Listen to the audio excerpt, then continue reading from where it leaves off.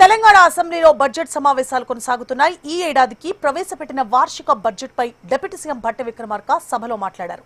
ప్రశ్నోత్తరాలతోని ఈ రోజు సమావేశాలు ప్రారంభం కానున్నట్లు తెలుస్తోంది. అనంతరం నిన్న సభ్యులు అడిగిన ప్రశ్నలకు మంత్రులు సమాధానమివ్వనున్నారు. అనంతరం నగరంలో మౌలిక సదుపాయాలు, ఎల్బీ నగర్, హయత్ నగర్ వరకు ఎలివేటెడ్ కారిడార్ నిర్మాణం వంటి పలు అంశాలపై చర్చించనున్నారు. మరోవైపు నాగార్జున సాగర్ ఎడమ కాలువ మరమ్మతులు, సాదా బైనామా క్రమబద్ధీకరణ, సింగరేణి ఉద్యోగాలు, కామారెడ్డిలో గతేడాది వర్షాల వల్ల కలిగిన నష్టాలపై మండలిలో చర్చించనున్నారు. రైట్, ఇదే అంశానికి సంబంధించి మరిన్ని డీటెయిల్స్ ని మా ప్రతినిధి ప్రేమ్ లైవ్ లో అందించడానికి సిద్ధంగా ఉన్నారు. ప్రేమ్, సేపట్లోనే బడ్జెట్ సెషన్స్ ప్రారంభం కాబోతున్నాయి. ఇప్పటికీ బడ్జెట్ ప్రసంగంపై బడ్జెట్ ప్రసంగంపై ఇప్పటికే సభ్యులు మాట్లాడిన దానికి ఈరోజు డిప్యూటీ సీఎం సభలో ఆన్సర్ చేయబోతున్నారు.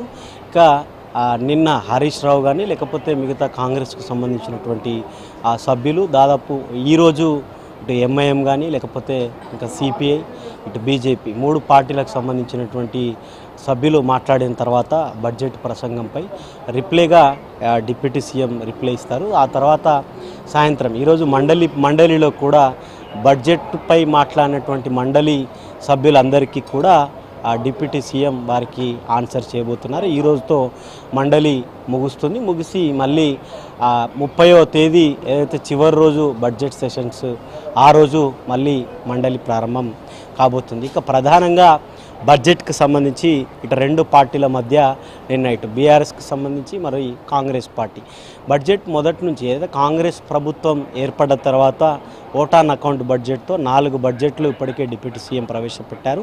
ఈ 4 బడ్జెట్స్లో కూడా ప్రధానంగా కాంగ్రెస్ ఏర్పడ్డ నాటి నుంచి ఇప్పటి వరకు కూడా ప్రజాప్రభుత్వం, ప్రజాపాలన, వాస్తవాలకు దగ్గరగా మా బడ్జెట్ ఉంటుంది, మా పాలన ఉంటుందని చెప్పేసి కూడా మొదటి నుంచి కాంగ్రెస్ ప్రభుత్వం చెప్పుకుంటూ వస్తుంది. దాంట్లో భాగంగానే ఈ బడ్జెట్ కూడా ఉంది అని చెప్పేసి కాంగ్రెస్ ఒకవైపు చెప్పుకుంటూ వస్తుంది. మేజర్గా ప్రతిపక్షాలకు సంబంధించి కనుక చూసుకుంటే విద్య, వైద్యం, బీసీ, ఎస్సీ, ఎస్టీ, బీసీలకు సంబంధించి మాత్రం కాంగ్రెస్ పార్టీ పెద్ద ఎత్తున బడ్జెట్ కేటాయించలేదు. కేవలం మాటల వరకే డిక్లరేషన్లు అన్నీ కూడా నీటిమూటలుగానే మిగిలిపోయాయి. అనుకున్న స్థాయిలో చెప్పినంత ఇదిగా బడ్జెట్ ప్రవేశపెట్టలేకపోయిందని చెప్పి పార్టీలన్నీ కూడా ప్రధానంగా ఉన్నటువంటి ప్రతిపక్ష పార్టీలన్నీ విమర్శిస్తూ వస్తున్నాయి. కానీ కాంగ్రెస్ పార్టీ మాత్రం హామీ ఇచ్చినట్టుగా కాంగ్రెస్ ప్రభుత్వాన్ని 5 ఏళ్ల కోసం ఎన్నుకున్నారు. ఒక్కొక్క ఎన్నికల హామీలు అమలు చేసుకుంటేనే ఎస్సీ, ఎస్టీ, బీసీ, మైనారిటీలకు ఇచ్చినటువంటి హామీలను కూడా ఒక్కొక్కటిగా అమలు చేస్తామని చెప్పి కాంగ్రెస్ పార్టీకి సంబంధించినటువంటి సభ్యులంతా చెప్పుకుంటూ వస్తున్నారు. ఇక ప్రధానంగా ఒక్కొక్క రోజు ఒక్కొక్క నిరసన. నిన్న బీజేపీకి సంబంధించి ఇటు బడ్జెట్లో మెజార్టీ కులాలకు కానీ లేకపోతే మెజార్టీ సామాజిక వర్గాలకు న్యాయం చేకూరలేదని, అనుకున్న స్థాయిలో బడ్జెట్ ప్రవేశపెట్టలేదని చెప్పేసి కూడా నిన్న బీజేపీ సంబంధించినటువంటి వారంతా బీజేపీ ముట్టడించారు. ఈరోజు బీఆర్ఎస్కి సంబంధించినటువంటి యూత్ వింగ్ రాబోతుంది. మరొక వైపు గన్ పార్క్ నుంచి అసెంబ్లీ వరకు కూడా కాలినడకగా అసెంబ్లీలో సభ్యులు, మండలి సభ్యులంతా కూడా కాలినడకన బీజేపీకి సంబంధించినటువంటి సభ్యులు రాబోతున్నారు. ఇక ఇది ఈ విధంగా ఉంటే ఈరోజు బడ్జెట్పై 2 సభలలో కూడా రిప్లేస్ అయితే ఉండబోతున్నాయి సువర్ణ.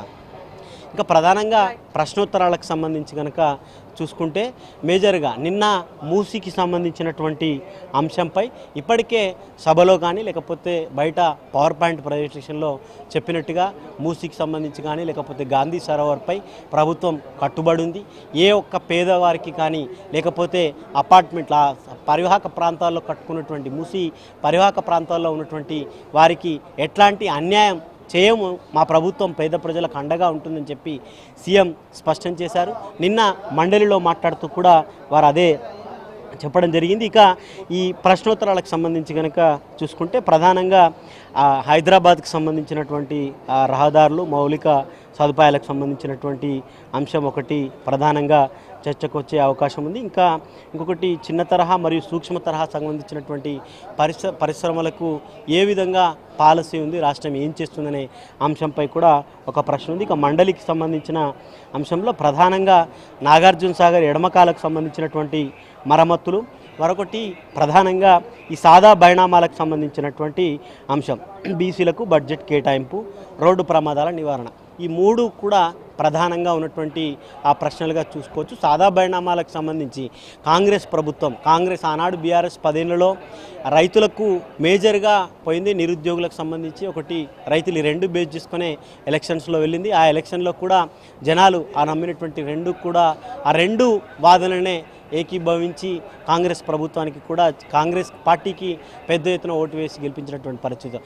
సాదా పరిణామాల విషయంలో ధరణి కాంగ్రెస్ ప్రభుత్వం ఏర్పడిన తర్వాత దీన్ని బంగాళాఖాతంలో కలిపేస్తామని ఆనాడు చెప్పినారు. ఆ తర్వాత దాని పేరు మార్చి భూభారతిగా ముందుకు తీసుకొచ్చారు. ఇక సాదా పరిణామాల విషయంలో ప్రభుత్వం ఏర్పడి 2.5 ఏళ్ళు గడిచిన సాదా పరిణామాల విషయంలో ఇప్పటివరకైతే ప్రభుత్వం ఎట్లాంటి నిర్ణయం తీసుకోలేదు. ఎందుకంటే ఆ అన్నటి ఆర్ఓఆర్ చట్టం బేస్ చేసుకొని సాదా పరిణామాల విషయంలో ముందుకు వెళ్లాల్సినటువంటి అవసరం ఉంది. ఇప్పటికీ దాదాపు 5 లక్షలకు పైగా కూడా అప్లికేషన్స్ పెండింగ్లో ఉన్నాయి. పెండింగ్లో ఉన్న అప్లికేషన్స్ కొన్ని అయితే తిరస్కరణకు గురైనటువంటి అప్లికేషన్లు కూడా చాలా మేజర్గా ఉన్నటువంటి. ఎందుకు తిరస్కరించారనేది సాదా పరిణామాల విషయంలో ఇప్పటివరకు ఆర్డీఓలు కానీ స్థానికంగా ఉన్నటువంటి ఎంఆర్ఓలు అటు జేసీలు వారెవరు కూడా రిప్లై ఇవ్వడం, కేవలం ఆ అప్లికేషన్ తిరస్కరణ చేసినారు తప్ప ఎందుకు అప్లికేషన్ తిరస్కరించారనేటువంటి అంశంపై ఇవ్వలేదు. వీటన్నిటిపై కూడా ఈ ప్రశ్న ద్వారా సాదా పరిణామాల విషయంలో మండలిలో ఒక క్లారిటీ వచ్చే అవకాశం అయితే ఉంది. Suvarna. Right, thank you for the updates.